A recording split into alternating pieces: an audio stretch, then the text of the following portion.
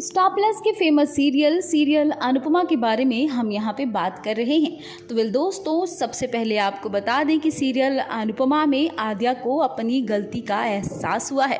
उसे ये गलती का एहसास हुआ है कि मैंने हमेशा से पॉप्स और मम्मी के बीच में आने की कोशिश की। मेरे पॉप्स की खुशी मेरी मम्मी के साथ है, यानी कि अनुज की खुशी अनुपमा के साथ है, और मेरी वजह से वो लोग एक दूसरे से दूर हो गए, जबकि उन लोगों को एक दूसरे से दूर होना ही नहीं चाहिए। वो लोग हमेशा यही सोचते हैं कि मैं खुश रहूं, लेकिन मैं तो खुश रही, लेकिन मैंने उनकी खुशियों में आग लगा दिया। लेकिन अब मैं भी एक अच्छी बेटी के जैसे सोचूंगी, उन दोनों को एक करवाऊंगी, मम्मी से जाकर माफ़ी मांगूंगी और कहूंगी कि मम्मी मुझे माफ़ कर दो और हमारी लाइफ में वापस आ जाओ। जी हाँ, जिसके बाद आद्या जिस तरीके से बीमार है, वो कैसे भी करके उठ के अनुपमा के पास जाती है।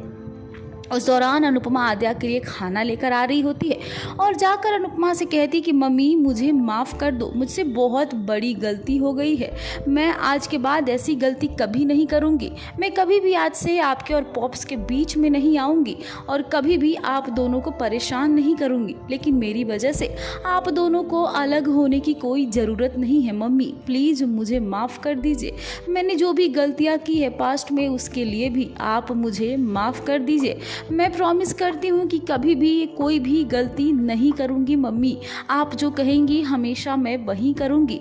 मम्मी प्लीज़ मुझे माफ़ कर दीजिए। मैं हमेशा से चाहती थी कि मैं और श्रुति और पॉप्स एक हो जाए, लेकिन अब मुझे जाकर ये बात रियलाइज़ हुआ कि पॉप्स की खुशी तो कभी श्रुति में थी ही नहीं।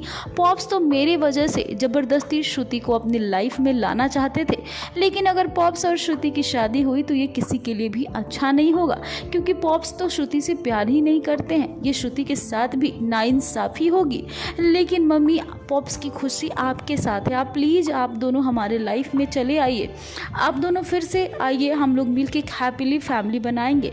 प्लीज़ मम्मी आप मेरी बात मान जाइए। अगर आप मेरी बात मान जाएंगी तभी मैं समझूंगी कि आपने हमें माफ़ कर दिया है, वरना मैं यही समझूंगी कि आप मुझे माफ़ नहीं की हैं। जिस तरीके से आद्या अब अनुपमा के सामने गिड़गिड़ा रही है, हाथ जोड़कर माफ़ी मांग रही है, तो क्या अनुपमा अनुज की लाइफ में वापस जाएगी? कमेंट करके हमें ज़रूर बताइएगा।